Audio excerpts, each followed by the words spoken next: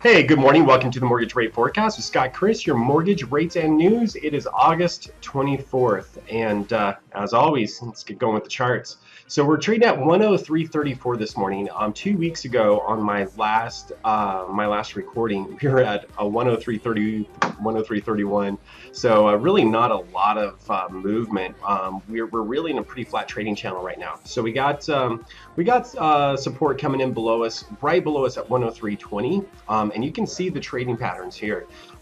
If we were to fall through that, our next line of support would be about 103 here, which you could see a few times that we've touched that.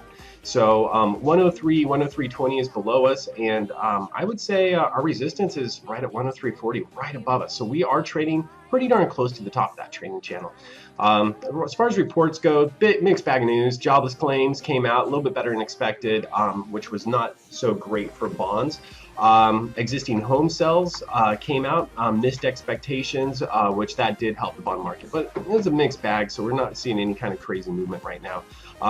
Watch out though, Yellen is coming out tomorrow. I put this in green, but it's kind of should be neutral, kind of a black actually.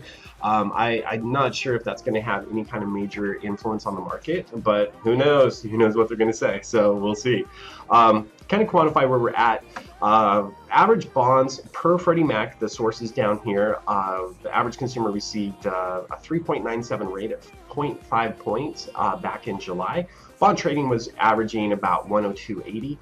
Now bonds are trading all the way up to 103.34. That's 54 cents difference. And so to kind of quantify that, if the average consumer back then per Freddie Mac was paying half of a point, well, if we're 54 cents better, it probably shouldn't be paying any, maybe getting a slight credit back. So that's kind of where the average markets are at right now, guys. And so let's get to projections.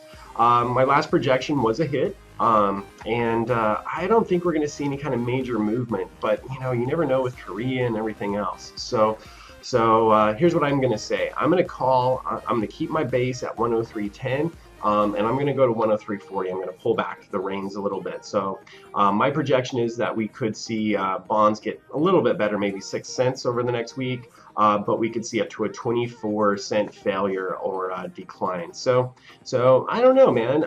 If it was me and I was closing my escrow in the next week or two, I'd probably consider locking in. We're at the top of the trading range, and I don't think there's going to be anything that's going to really push us above this next ceiling.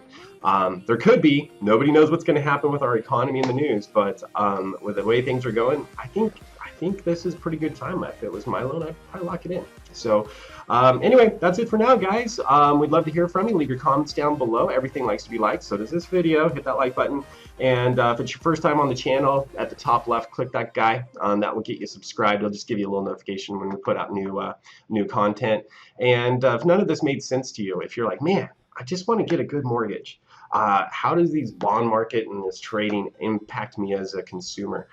Click Mortgage Bonds 101 at the top right there. That'll take you to another video and show you kind of the basics that I think everybody should need to know when they're trying to pick the best time to lock in their interest rate. Anyway, that's it for now, guys. We'll see you next week. Take care. Bye-bye.